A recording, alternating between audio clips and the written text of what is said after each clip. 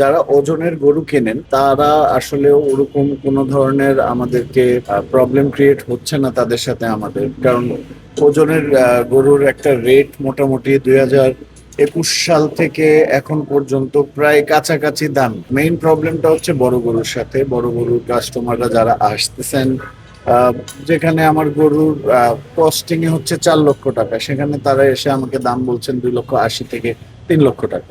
আমি তো ওই দামে আমি তো লস করে ব্যবসা করতে এখানে আসিনি। তাও কাস্টমার ওনারা 10 জায়গায় দেখে এসেই দাম বলে, বাট আমার গরুর দাম আমার কাছে, কারণ আমরা কোনো ধরনের বাজে খাবার খাওয়াই না, কোনো ধরনের সাইলেজ বা কোনো ধরনের আপনার ফিড খাওয়াই না।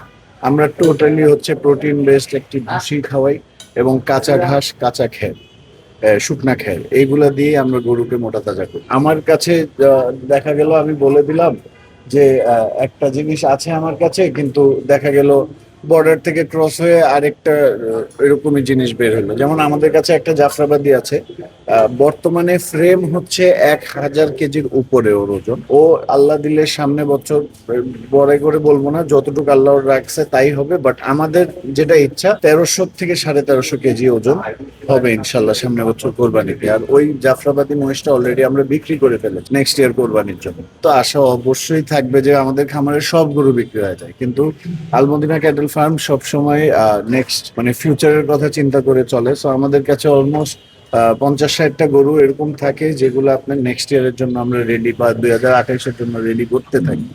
সো সেই ক্ষেত্রে অ্যাটলিস্ট আমি আশাবাদী যে আমরা অ্যাটলিস্ট আপনার 75 to 70% গরু বিক্রি করার চেষ্টা করি।